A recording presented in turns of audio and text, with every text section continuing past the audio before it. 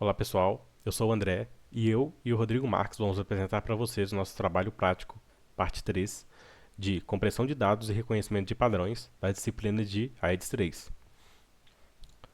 Bom, quando falamos em compressão de dados, a gente busca sempre reduzir o tamanho do arquivo para poder economizar espaço de armazenamento e para poder acelerar a transmissão de dados, né?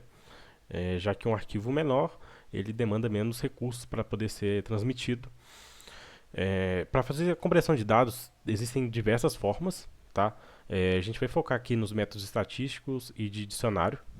Os métodos estatísticos aqui que a gente pode exemplificar seria o Shannon, Fano e Huffman.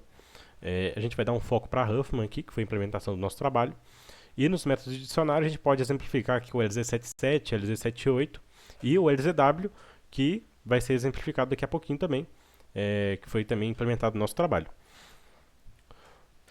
Na codificação de Huffman, primeiramente nós passamos por todo o arquivo, né, ou pelo texto aqui, e fazemos uma contagem de todos os seus caracteres, ou se for em arquivo, né, de todos os seus bytes, e fazemos uma contagem de quais são os bytes ou caracteres mais frequentes, e tentamos representar os caracteres de mais ocorrência com menos bits, e os caracteres de menos ocorrência com mais bits.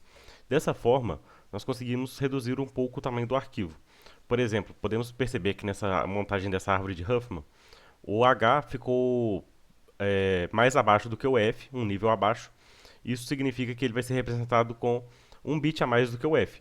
E o F, para a gente, ele tem mais ocorrência do que os outros caracteres, então ele vai ser representado com menos bits do que os outros caracteres. Então, dessa forma, a gente consegue uma boa compressão com um algoritmo relativamente simples usando essa árvore de Huffman. Já no algoritmo de LZW, a estratégia é um pouco diferente. Nesse caso, nós vamos utilizar um dicionário para fazer a representação dos símbolos e códigos. Basicamente, nós inicializamos a tabela com todos os símbolos que estão presentes no texto, que seria todo o alfabeto do texto. E com esse alfabeto inicializado, nós podemos fazer a compressão de todo o texto. Basicamente, nós buscamos no texto qual a próxima letra a ser representada. Nesse caso, seria o L, que seria a primeira. É, Vamos na tabela, encontramos qual o símbolo e colocamos aqui no arquivo final. E além de colocar no arquivo final, nós também adicionamos ao final do dicionário. No final do dicionário vai ser adicionado mais uma posição que vai ter o L, que foi acabado de adicionar, né? Que foi a letra que foi comprimida primeiro. E ele vai ficar esperando, né, nessa posição do dicionário qual vai ser a próxima letra que vai ser escrita. Porque no momento que ela for escrita aqui, ela também vai vir para cá. Dessa forma, nós conseguimos montar sequências um pouco mais complexas que podem ajudar na compressão do texto como um todo. Nesse caso aqui, essa compressão um pouco pequena, né, e o dicionário pequeno também, ela conseguiu diminuir um símbolo de ser escrito, que foi aqui o 1111, que é o EL, né? Agora eu vou mostrar para vocês o código de como que é a implementação e como funcionou no nosso sistema. No nosso sistema, a compressão de dados funcionou da seguinte forma. Podemos executar aqui o nosso sistema. Vou carregar aqui os filmes do CSV, igual a gente sempre faz. Podemos ver aqui que foi inicializado todos os arquivos, né, os registros. Vou buscar aqui por um ID, vou buscar pelo ID 1, para a gente ter como base. Tá?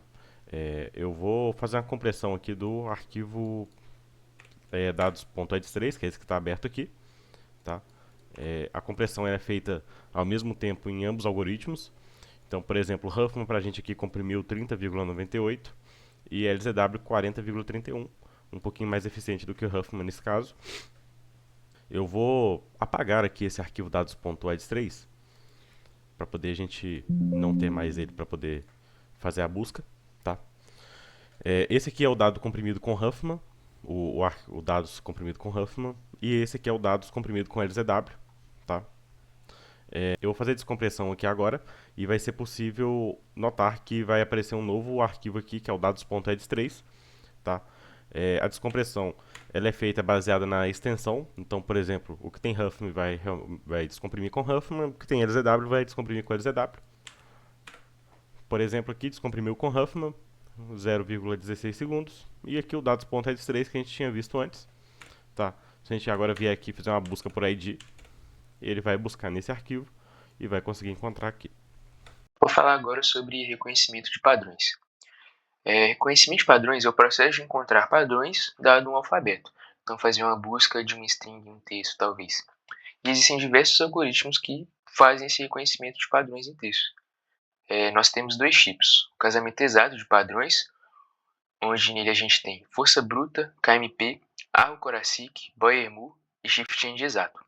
E também o casamento aproximado de padrões, que nele a gente tem a distância de Levenshtein e o Shift-End aproximado. No nosso TP a gente decidiu aplicar os algoritmos KMP e Boyer-Moore. Falando sobre o KMP, nele nós temos duas etapas principais. A primeira é o pré-processamento do padrão, onde a gente cria uma tabela de prefixo e sufixo. E essa tabela armazena o comprimento do maior prefixo do padrão, que também é um sufixo.